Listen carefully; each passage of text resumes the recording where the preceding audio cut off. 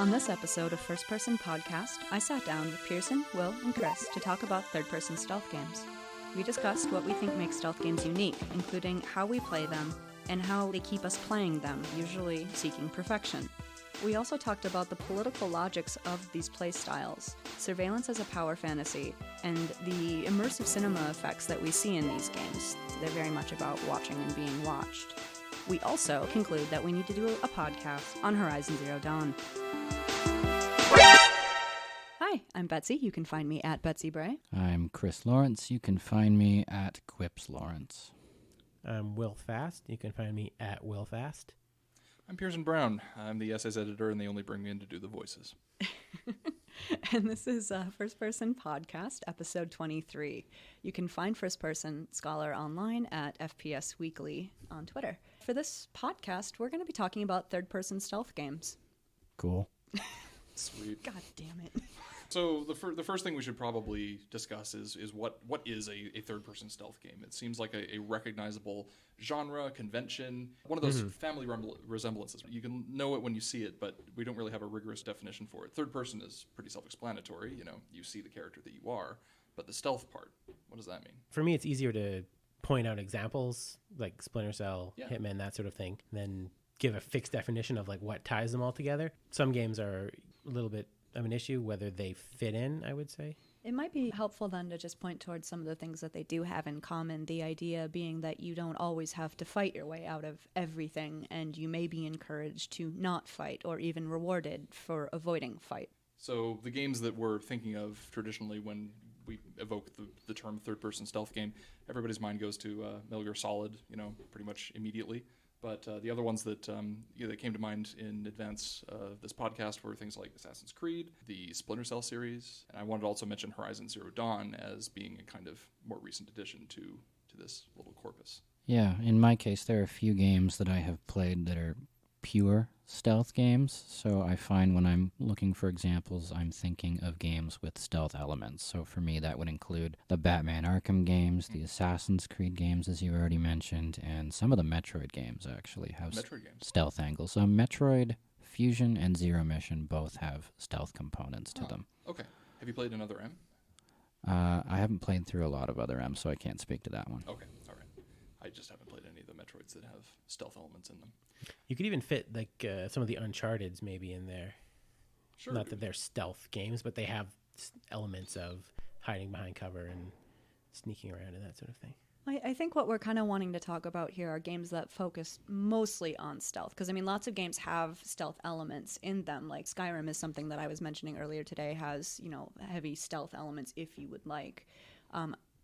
BioShock Infinite Burial at Sea Part 2 is entirely stealth-based. That's very different than I can choose to crouch behind this rock and avoid this like you can in Skyrim, for example. So I think we do want to think more about games where you're being asked to stealth as your primary go-to as opposed to an option of many. Maybe that's the crux of the thing then, is that games that prioritize stealth are games that reward players for avoiding killing, for avoiding being seen. In one way or another, you are given the most latitude and the highest gradient of points or score or what have you at the end of each mission or at the end of the game total if you've managed to avoid detection for the most part. Now, that begins to draw a bit of a line between the games that we've already mentioned, because games such as Metal Gear Solid and Splinter Cell, for instance, are very heavily incentivized this. Don't be seen, go in, go out, be a shadow, be a ghost, nobody sees you, no kills, perfect. But games such as, I think, Assassin's Creed, for instance, there's no net downside to fighting your way out of these situations. Other than the fact that you were caught, and I suppose that's embarrassing. To my knowledge, the Assassin's Creed games that I have played don't disincentivize you from basically stabbing your way out of a situation, other than that it's a little bit more difficult from a button mashy perspective to do so. What about something like Hitman? Where does that fit in all of this? So Hitman's kind of interesting in that it's, I would say, closer to a Metal Gear type of game in that its levels are set out so that you have like a score at the end of the level. You're trying to do certain things. For instance, you don't want to kill people who aren't your target or targets, otherwise it'll take away from your score. It sounds like you're both hinting towards play styles that are rewarded or aren't. What are these games trying to get you to do, and how is that so different and interesting for you? Because the three of you have all said you really enjoy these kinds of games. I guess an easy way to talk about this is just to sort of talk about my play style with these games. Cool. I see them as challenging in a very certain kind of way. Not that it's difficult to mow down 400 enemies with like a machine gun in some games.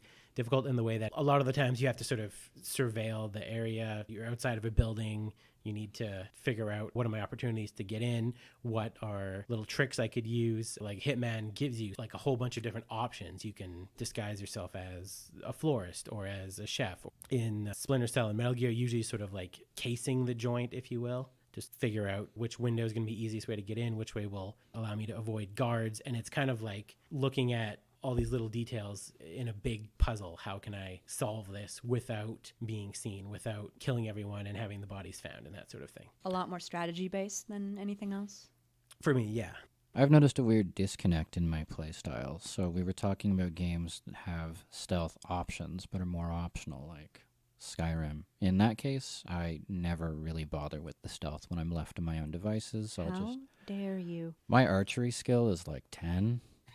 I'm actually wounded right now. Like, I'm dying. So games that provide stealth as an option without pushing it on you, I generally avoid taking the stealth route. It doesn't appeal to me, it doesn't interest me, I don't interact with it. But when I'm playing a pure stealth game like Metal Gear Solid, it becomes very much a mechanical obsession for me to play through perfectly. I did a run through of the 4 numbered games when that was as many as were out at the time, and it took me about a month to do all of them with no alerts. And I'm not sure that was the best I've ever spent my time playing games. I don't know that I could do them with no alerts. It was a demoralizing experience. But even the older games like Metal Gear Solid 1 and 2 that you actually have to reboot the game. That's the fastest way to get back into it after you've been caught. I stuck through it and I played through with as few alerts as possible in Metal Gear Solid 1. So while I wouldn't characterize myself as an intrinsically stealth-seeking player, presenting it as the central goal of a game just causes something to click in me where I have to play through it perfectly or not bother at all, to the point where I will eject fun from the equation entirely. So I'm noticing a couple interesting things going on here that I think also are reflected in my experiences. And the first, kind of following up on what you were saying, Will, is that stealth games, however amorphously we want to use that concept, tend to present combat situations or situations where there's danger present or an obstacle to overcome as more of a puzzle than something to be solved with forethought and planning. And the consequence for not carrying out this forethought planning phase with the utmost of fastidiousness is that the whole thing goes to shit, and you wind up getting chased around, fight your way out, what have you. But in so doing, it winds up privileging this kind of much more, I don't know if I want to call it cerebral, because that'd be tooting my own horn a little bit too much, but really approaching things as a puzzle from kind of a planning perspective as opposed to a visceral, reactive, intuitive thing that might be going on in a game where reaction speed is much more at a premium, like let's say Call of Duty, the perennial beating horse of basically everybody who talks about games. The other thing that I'm noticing is that there's this kind of on the flip side, once things have gone to shit, you were, Chris, talking about how you found it very demoralizing whenever you did get caught and an alert got raised. And I know that the response of a lot of people is to quit the game at that point and try again so as not to raise an alert in the first place. But I think that stealth games also do, for one way or another, I don't know how they manage to do it, maybe we'll talk about that later, but they wind up making you feel a sense of disappointment and letdown if your plan doesn't go well, right? As in, if you have to resort to the visceral reaction speed style of gameplay to fight your way out of a bad situation, you feel like you have failed, you feel like you've done the game a disservice, and maybe that's part of the experience. But from my perspective, I remember very distinctly playing the first Assassin's Creed game that tried to present itself very much as a game where casing the joint and trying to notice guard patterns and where there were gaps in the defenses was the best way to go. But inevitably, it was one of the only games where every single mission would go to shit about 1/4 of the way through. And there seemed to be no way for me to actually effectively carry out a wholly stealth-based plan. And to this day, I'm not sure if that was by design or just I'm an absolutely trash Assassin's Creed player. But Trash assassin. Trash assassin. The problem was, though, is that I wound up getting very frustrated with the game precisely because I couldn't do what I thought the game wanted me to do. I always felt like I was letting myself and the game down, and also Altair, by getting spotted by a guard whose buddy just got his neck exsanguinated and was not particularly pleased about that. So that's an interesting dichotomy, right? If killing is something that gives you resources and is your objective and is considered something meritorious in certain games, how is it that stealth games signal to us that we're not supposed to do that you're failing if you do that? I think Hitman makes it very literal, as does something like Assassin's Creed. Right. You have killed a civilian or something like that. I'm not sure what it is. Well, you get desynchronized in the Assassin's Creed games. You have to restart the mission, or at least in the newer ones. Finger wags at you. Your ancestors weren't genocidal. Like, no, you can start again. There's objectives, like bonus points you get for not killing anyone but your target. There's this weird sort of thing in Metal Gear Solid 5 where you get bonus points for not killing anyone in a mission, but the mission is kill these two people. Right, yeah. So you have to kind of find like some workaround. I mean, you don't have to, but I always am like, well, if I stun them or shoot them with a tranquilizer dart, that counts as neutralizing. Fulton device. Yeah. Someone else, presumably back at base, will have killed them for me. Yeah. And my hands are clean. Yeah, right? I just abducted them. I didn't actually kill anyone. Yeah, no, way better. Well, that really actually calls me back to one of the first mostly stealth games I played was, as I mentioned, Burial at Sea Part 2, where you switch from being Booker to Elizabeth. I had never really done a mostly stealth-based game before, and the worst, most failure-heavy moment of that game was I accidentally is not the right word, I purposefully kind of cased out this hallway to make sure nothing was over there, and I looked and I checked backwards and forwards, and I went to the little like lore spot, and I read a thing that was there, and this thing, it's like an art exhibit, it turns out, and it says, look behind you. And I'm like, oh, yeah, right. I know there's nothing there. And then I turned around, and in the time I had been reading the thing, a mannequin had popped up. And it scared me so bad, I shrieked and unloaded an entire pistol into it. And then I got rushed because, it turns out you're not supposed to shoot, That's amazing. That's a phenomenal moment. Scared you out of stealth with a mannequin. It was very scary. Okay, he was wearing a rabbit mask. I don't care for this whatsoever. Would have freaked me out. It was tense as all hell, Pierson. And I felt like such a disappointment because I knew the game wanted me to be stealthy. I didn't have any more bullets, and I'm in a corner, and now there's things chasing me. It didn't need to have score points to tell me I fucked up. Right. Yeah, exactly. I think in general, just to put an end note on your question about how stealth games control and negotiate feelings of gratification and failure, I think it is a matter of control and whether you're in it at any given time in the stealth game, because rather than player versus monster, player versus enemy kind of situation in stealth games, it's player versus environment as a whole, right, where the environment is almost a literal adversary in stealth games. And when you're in stealth mode, you are in control of that environment, casing the joints, skulking about, lining up your targets, navigating corridors, remaining unseen. As soon as you fail, the entire environment rises up as an adversary, and then it becomes a matter of survival. Right. And I think the reason I intrinsically restart at that point is because not only am I a perfectionist, I find that to be a stressful experience, and it's not an enjoyable gameplay experience. Even if I can get myself to a locker, I'd rather stay in control for as much of the game as possible, and being out of control in those situations is not a pleasurable experience for me. So this kind of sounds like a variation of the traditional power fantasies that we see in games, whereas instead of controlling everything directly through violence, you're just straight up controlling it. But isn't that still a kind of power fantasy? I'd say so. Yeah, we had some back and forth on that before we sat down to the podcast, and I was eventually convinced, yes, surveillance is just a different permutation of power fantasies. I tried to stop them, folks. I said, save it for the podcast like 100 times today, but they were so excited. So surveillance as a power fantasy, I'd like us to kind of zoom in on that again, because I think it's an interesting variety of action gaming and strategy and planning, and I would say there's sometimes RPG elements into this. It's complicated, and I think it's kind of more complicated than power fantasy in that I will grow until I take over the world / save the world. It's always either one or the other, folks. I think the Batman games are a great example of a game that navigates both of those kinds of power fantasies, because you have the brawling scenes where you're stuck in a room with 30 dudes and you've got to basically punch your way through them, and it's fine because you're Batman and you can take as many hits as you want, and all the guards will approach you one at a time anyway against, their better tactical judgment. That's a power fantasy of one sort. But then there's the stealth rooms, where initially I thought that instilled a sense of powerlessness, because now instead of 30 guys, there's 5 patrolling a room, but they have guns. And it turns out Batman is allergic to guns. So that whole thing with his parents.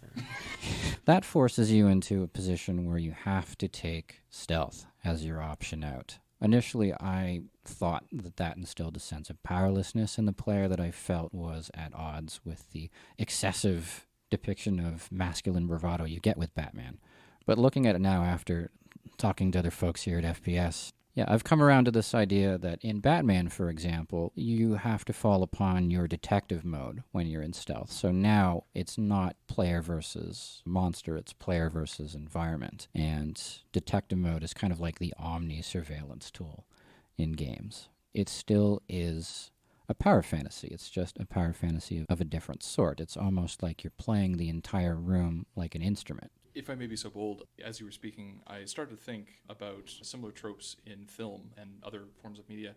And I began to tease this apart. I don't know why it didn't occur to me earlier, but if you think about very traditional hegemonic depictions of machismo, especially in military situations in North American Hollywood cinema, what's occurring to me right now is that although manliness and strength and agency, the ability to exert one's will over others, is often defined in terms of strength and more traditional killy-based things, the thing that seems to set apart most action heroes from their adversaries is intelligence, wit, the ability to outsmart their opponent. And so oftentimes the struggle between the two sides of the film is cast less in terms of physical ability, where oftentimes the enemies are more numerous, stronger physically, they have some kind of advantage, and it comes down to usually the white male protagonist to think his way around these problems and come to some kind of conclusion which totally catches everybody else with their proverbial pants down, and therefore he wins the day, with all the problematic language kept in for effect. So that might be the other side of this coin, or that might be the coin dynamic that you're referring to, because if this is a trope that exists elsewhere, then it makes sense that games only have traditionally tried to do one thing or the other particularly well,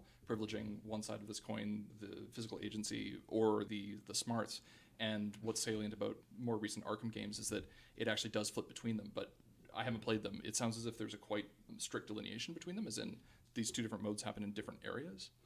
I haven't played all of the Arkham games all the way through, but I think you'd be right to say that there is a strict delineation between, right. Okay, here's a room you got to punch your way through, and here's a room you got to skulk your way through. Right. But I wonder if they're actually all that different, because now that I think about it, you even said to yourself, the guards seeing that their compatriots are being, basically thrown into the bat-based meat grinder still decide with dubious tactical foresight to continue to throw themselves into said meat grinder. So I wonder if that both of those tropes aren't present in most of this. I've got to think.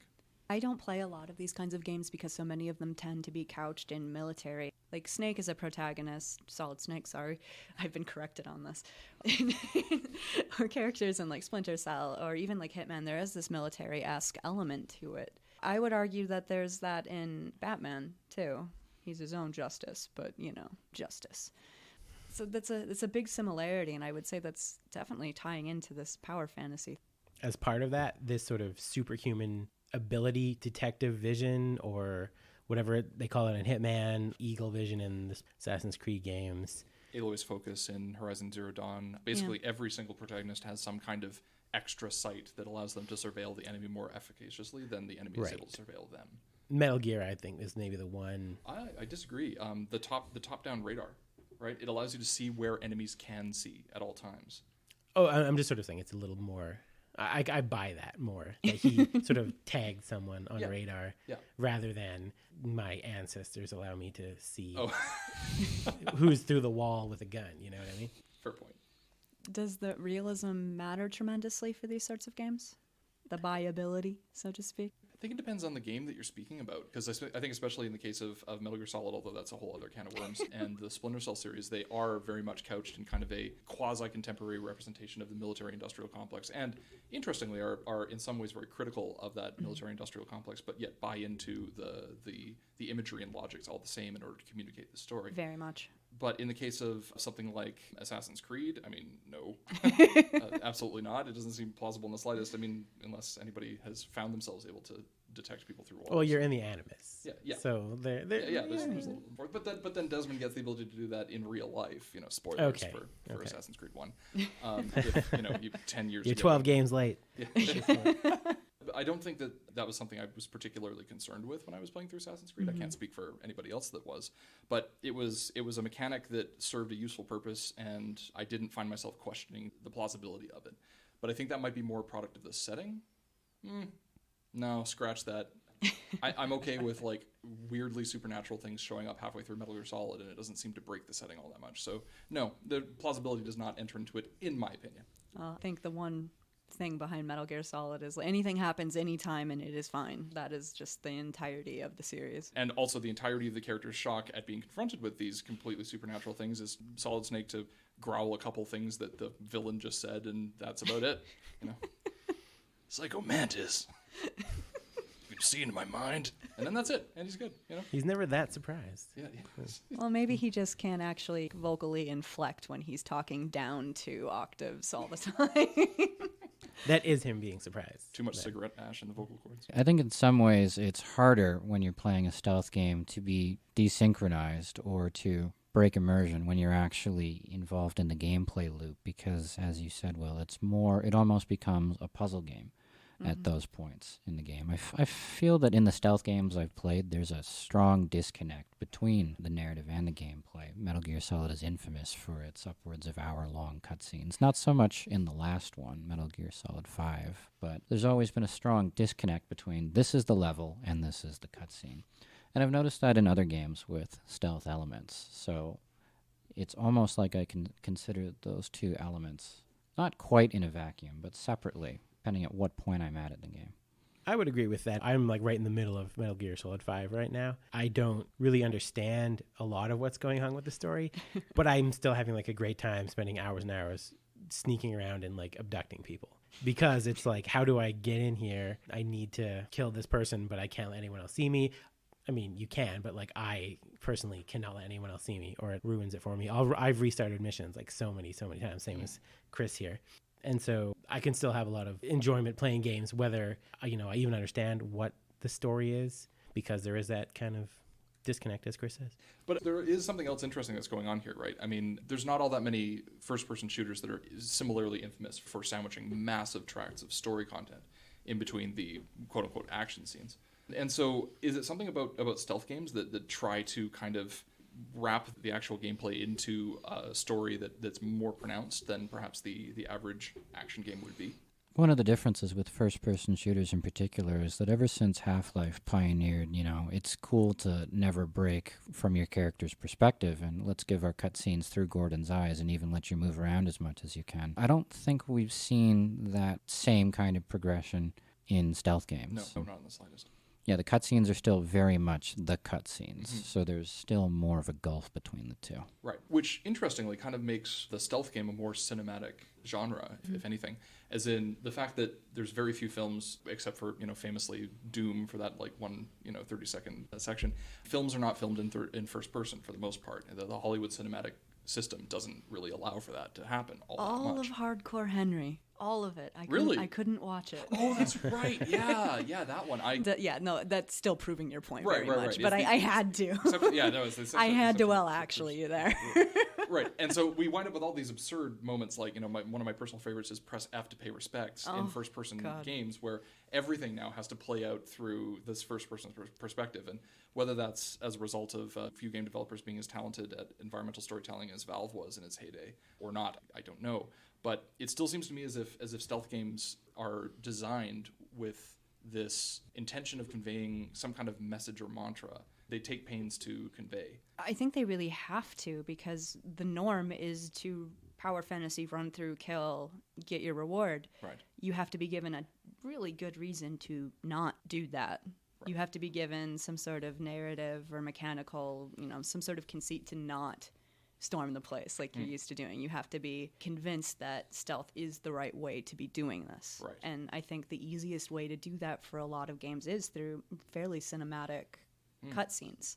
And I would argue, because so much of surveillance and stealth is about watching, it's kind of natural just to keep watching. Right. You just watch. I don't think it's inactive in any way, shape, or No. form when you're doing this. It's just a different kind of participation, I would say, than what I'm thinking about when I'm playing something. I'm not thinking about what button combo to press next. I'm thinking about where I am positioned in the map and what else is going on, and all these other environmental cues and things like that. So you're definitely still thinking about it. But stealth games are about watching. Whether you're watching somebody, you're actually as a player watching your character on screen. Whether your character is watching somebody, it's about watching. It's about surveillance. Watching and not being watched. Yeah. This is inevitably going to become a Five Nights at Freddy's podcast. I'm not. That's not a stealth game, Chris. But it is all about surveillance. I wasn't even going to go there for once. Scout's honor. Scott's to be honor. fair, you were the one that brought it up. Yeah, Chris. Put it on the Five Nights at Freddy's list somewhere that we have of times Five Nights at Freddy's was inappropriately mentioned. This raises something interesting in terms of the watching and the surveillance. The primary mode of engagement in a great many games, as in, let's think again back to the Call of Duty, which I think is topical given that the World War II Call of Duty has been re-released or released again or what have you. The vast majority of the first-person shooters that I have played at least, and feel free to jump in if you think that this is me being overly general, don't have to take much in the way of pains to describe who I'm supposed to shoot and how.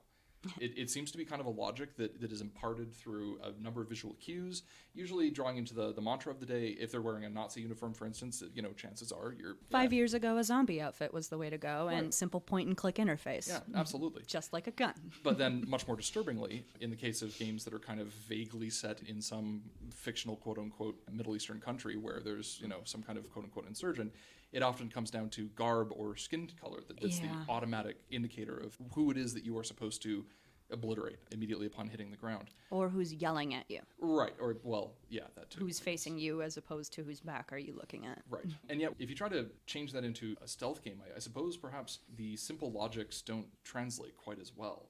There needs to be more of a justification for why you're approaching the problem the way you are, perhaps. It's not as clearly someone's shooting at me, so I need to shoot them or I'll die. It's like they're minding their own business, walking around the office building or a base or something like that a lot of the time. Right. And you just sneak in and steal the documents or kill the person or whatever. And that's in the most simple of cases. Like if you go to something like Hitman, for instance, which if I understand correctly, the vast majority of the people that you encounter are not in any way looking out for you or interested in you. They're just normal people going about their lives, taking out the trash, cooking a meal, something like that. And so without a very clear sense of what it is that you're supposed to be doing there and how, the game would go off the rails rather quickly. Say that one more time. The game would go off the rails if you weren't given a very clear sense of who it was you were hunting and why. Right, which comes back to, for me, that sort of superhuman ability to see through walls, maybe as part of the power that you have. Right. You're able to track, like before you even enter whatever the mansion that you need to kill someone in the attic of, you can use your special vision and be like, oh, there's something moving around in the attic that's like a red blob. I know I need to get up there and do something. These games need more feedback because they go against the grain, is what we're kind of getting at here. Yeah, perhaps. But also there's something interesting, really interesting, I think, what you just said, in as much as more than just kind of being a theme or a background mode of play, surveillance actually kind of dwells at the very heart of these games, in as much as the ability to discern those who are legitimate targets from those who are not is critical. In as much as killing is supposed to be discouraged in some respect, or at least that's what some games try to impart. And so knowing exactly who is a legitimate target and who isn't is a big part of the game. Where perhaps that breaks down a little bit is the notion that this can be reliably done on a consistent basis. Well, not without your magic superpower. Right, exactly. Yeah. So stealth games is presenting surveillance as the magical ability to tell right from wrong and then act on it. Oh no, did you just say surveillance is a moral code? No, not in as much as itself, but I think these games are often presenting this privileged information gathering ability as giving you the right to make the decision over life and death for others. Yes. I mean, there's not always a sort of moral code, if you will. No, like Hitman or Assassin's Creed, there's not necessarily...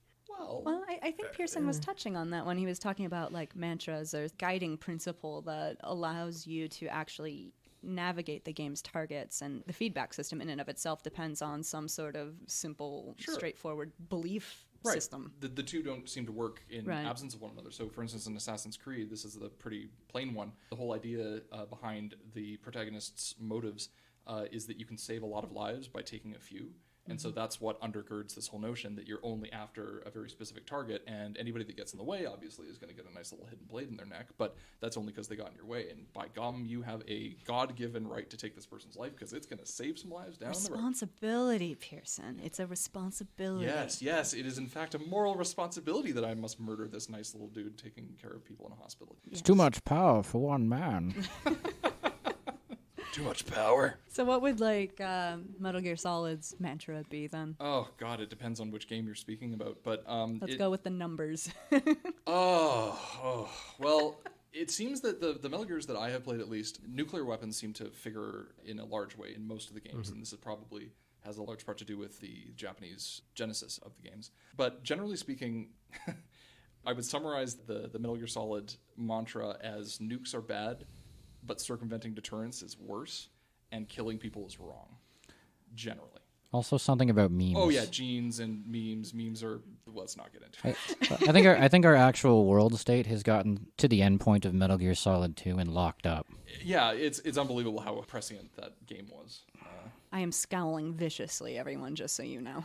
Yeah, it's a whole game about memes, and they called it. It's happening. It's tragic. Anyway, moving on. Or if you don't mind, yeah, please. I'd like to ask Chris and Pierson, because you both seem to have played a number of the Metal Gear games in a row. Something I noticed with the Splinter Cell series and a lot of these games is that the newer games are a lot more detailed in the sense of there's different unique ways to kill people, and the AIs don't sort of walk on rectangular pattern. There's more to it. It obviously that sort of gets better throughout the games. Mm-hmm. They're less predictable in what they'll do. Yeah. But in Splinter Cell, the older games, you maybe have 2 little sticky shocker things and 25 bullets for your pistol, and that's about it. You have to find things in the level. In the newer games, you have so much given to you in the way of guns. You can just call in a new order of bullets and that sort of thing whenever you want. Do you notice in the Metal Gear series that as the series has progressed, that the older ones were more maybe stealth versus stealth action? Or even survival stealth versus... Sure, yeah. I haven't played a lot of Metal Gear Solid 5. I've only played Ground Zeroes, but I'd identify 4 as the turning point because that's the game that introduces the armory character who collects guns for you. And as you progress through the game, a non-stealth option is gradually opened up where you can just mow through the levels and ignore stealth entirely if you have enough bullets and enough unregistered guns. Snake's too old for this by then.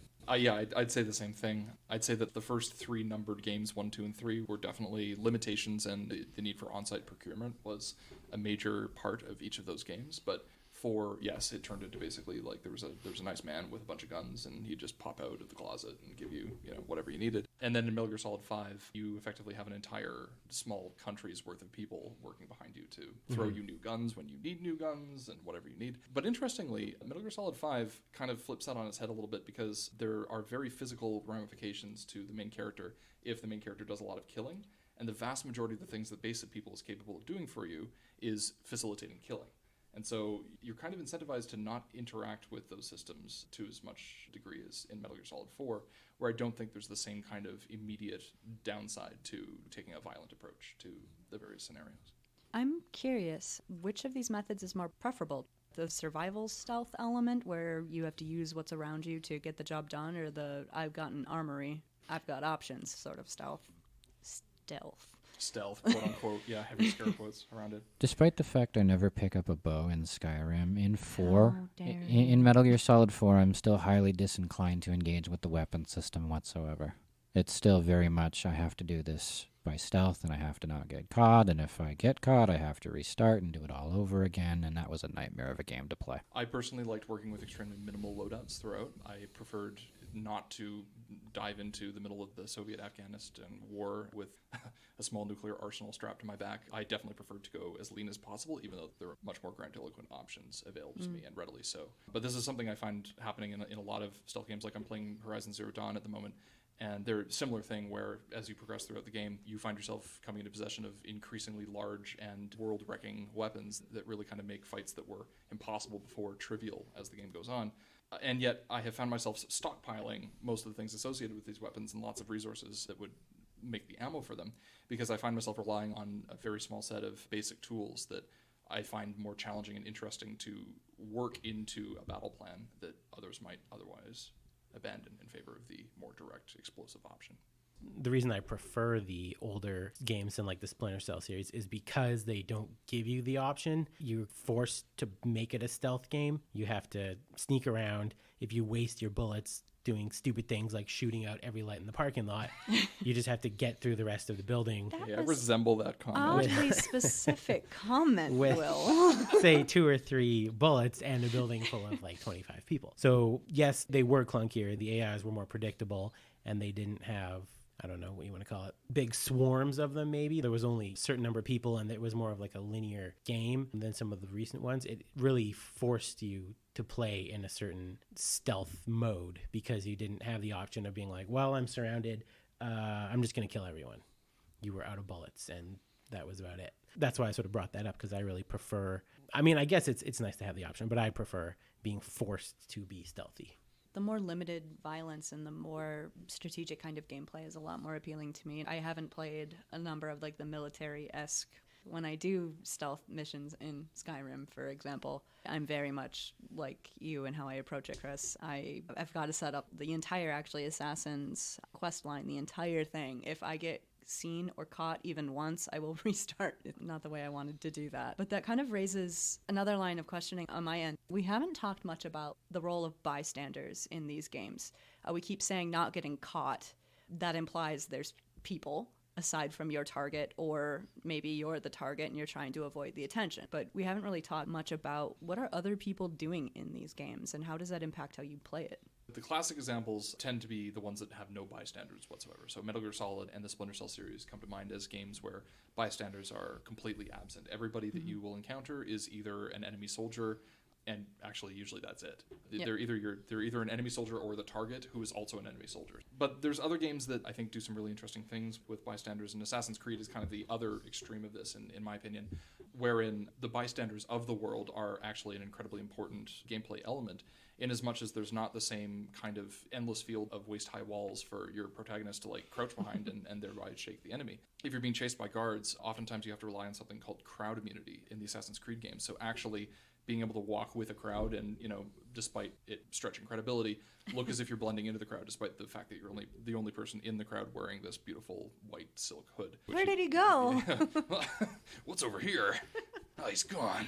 But the thing I found really compelling about that in particular is that it wasn't as simple as just finding a crowd as kind of like this entity that existed anyway and jumping into it. The way that you entered the crowd was important to how you would be able to use them for cover. If you were to run into a crowd and disrupt them, make them drop things that they were carrying, they'd get pissed off at you and kind of step away from you and look at you and start yelling at you, which wouldn't do anything. It would draw more attention. That's the guy. Right. Yeah. Oh, you made me drop my cart of oranges, you bastard. Like, pay for the oranges, you bum. So one of the first things that Assassin's Creed teaches you to do is how to walk and press buttons and move yourself in a certain way that will gently push civilians out of the way so that they just think that you're in a slight hurry and no more. And if you do that, then they're perfectly willing to just keep walking next to you and provide you the cover you need to escape from the guards. So I'm not so sure about the other games. That's kind of the two extremes.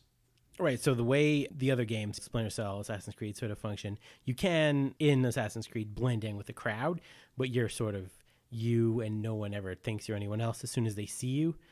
Hitman functions around disguises a whole lot. Mm-hmm. So basically, there's one level where you're at some fashion show and there's like this model who is also like your figure, sort of, and bald. And you can dress up as him because you can get close to the target you're trying to assassinate, who is the manager or something like that of the model. But then some guy grabs you and shoves you on stage to do like a little catwalk, turn on the catwalk because it's your like time to go out. So basically you can go wherever you want because you're in disguise, or you can dress up like a hairdresser and walk around a certain area. So basically, how do you dress up like a hairdresser? You have to find one and choke him out and hide his body and dress up in his clothes, which conveniently fit you. Everyone's clothes fit you. Yeah. You're so generic that everything just fits 47. So basically, bystanders are potentially a means of disguise for you in that game. They're a resource. reasons. Yeah. This is sounding like the resources in both of these cases. Are there cases where they're deterrents or problems? I mean, you mentioned like if you shove people over in Assassin's Creed, they get mad at you. I think in the case of the Hitman games as well, civilians will start to react strangely to you if you're grotesquely out of place. Like, so for instance, I think if you're still a hairstylist and you walk into something where hairstylists should not be ever, the civilians there will start to make a bit of a ruckus. They themselves will not arrest you or pull out guns and try to gun you down, but they might make a bit of a scene, and that might alert other guards that are, therefore, their suspicions are raised, and they come and shoot you a lot, and then you die. I think that's how it works. Yeah. So if like you're in the kitchen as a hairdresser, they'll be like, "Get out of here." Yeah. What are you doing? It won't be like a big deal. Right. But they still will impede. But basically, it's a game way of telling you find a chef Go that find you a can chef. now Right. strangle and Who's your dress size? as. Yeah. Perfectly. Yeah.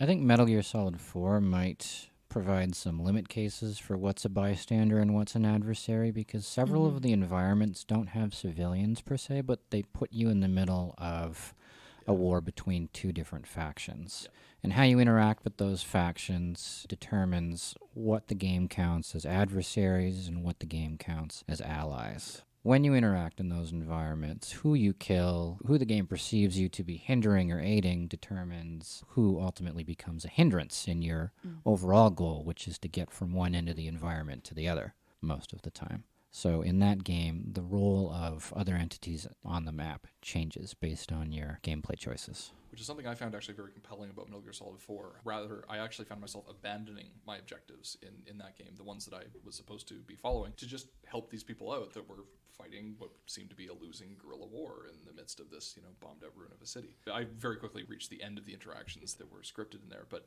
there were quite a few interesting moments where a big evil tank would come around the corner and I'd help them blow it up and they'd rejoice and say how happy they were to have me there, and then I'd go on my merry way. I really enjoyed doing that. So in our just couple of minutes we have left here, I have to point out an elephant in the room here.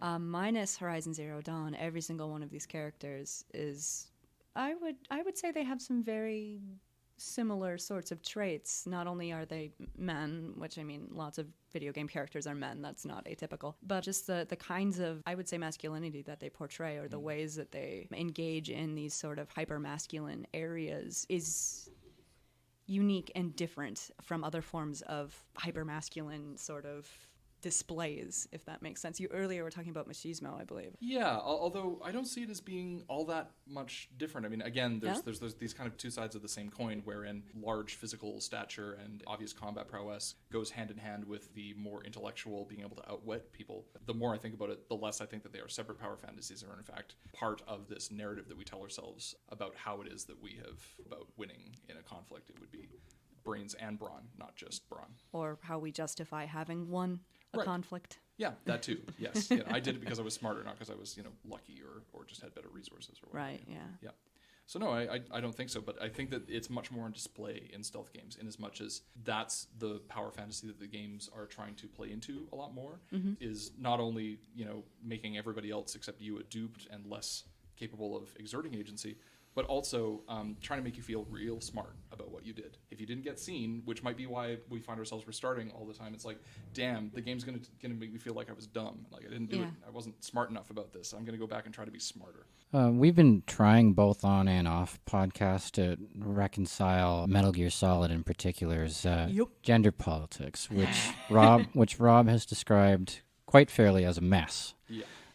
That's gentle, I would say. Yeah, that's a generous reading. And the working model I'm working with now is that I think when we talk about surveillance as a separate kind of power fantasy, in a surveillance-heavy game like stealth games, I think the male gaze rides along with that surveillance power fantasy. Which one's Meryl? I don't know. Who's got the biggest ass?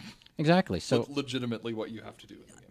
Exactly. So in Metal Gear Solid 1 in particular, all of your interactions with present embodied female characters are mediated through this lens of surveillance. So in the example of Meryl, who's an ally, you have to identify her by following her around and watching her ass in this really creepy, voyeuristic 10-minute sequence in the game. The one boss fight you have with a female character in the game, Sniper Wolf, is mediated entirely through a sort of surveillance, the lens of a sniper scope. So the fixation is entirely on getting her body in your sights, finding the right parts of it, and Blasting. Yes. And moreover, getting out of hers, because the first thing that happens, and I think one of the important moments in the Sniper Wolf fight, is that after she manages to shoot you, you suddenly flip to her perspective, and you can see you in her crosshairs.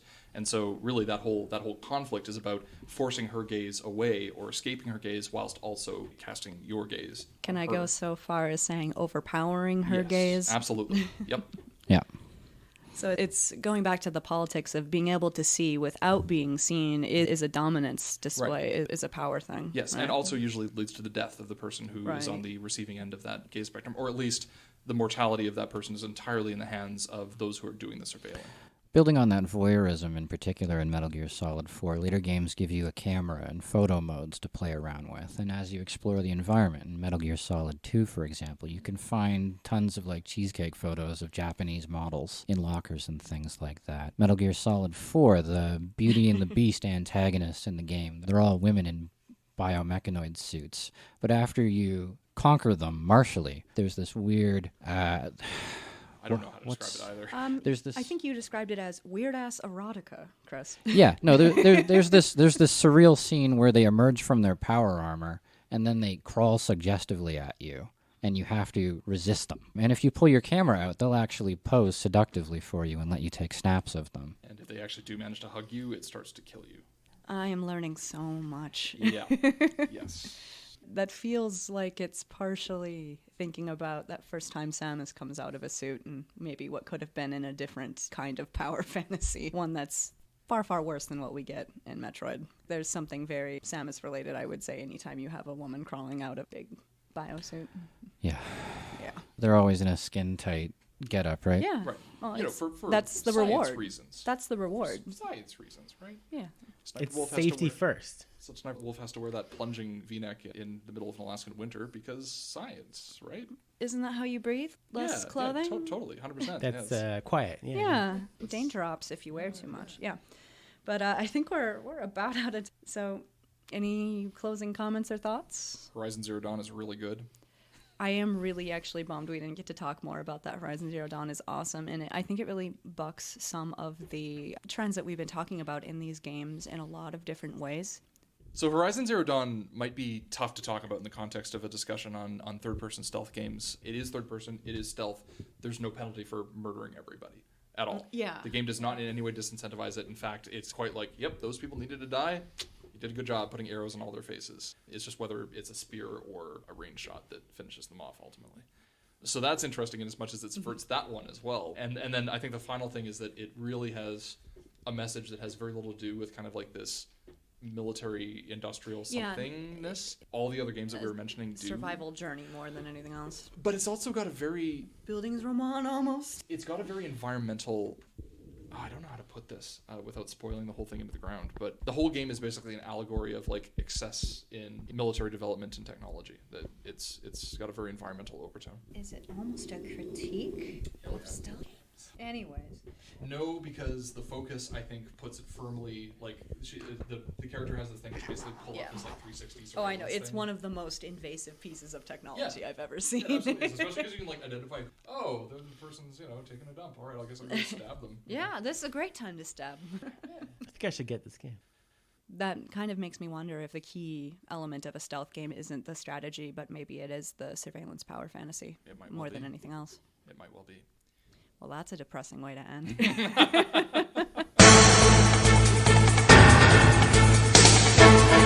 Zero Dawn is tough to talk about. And That's the all we're podcast for saying. this month. Kept you waiting, huh? Just got yak backed.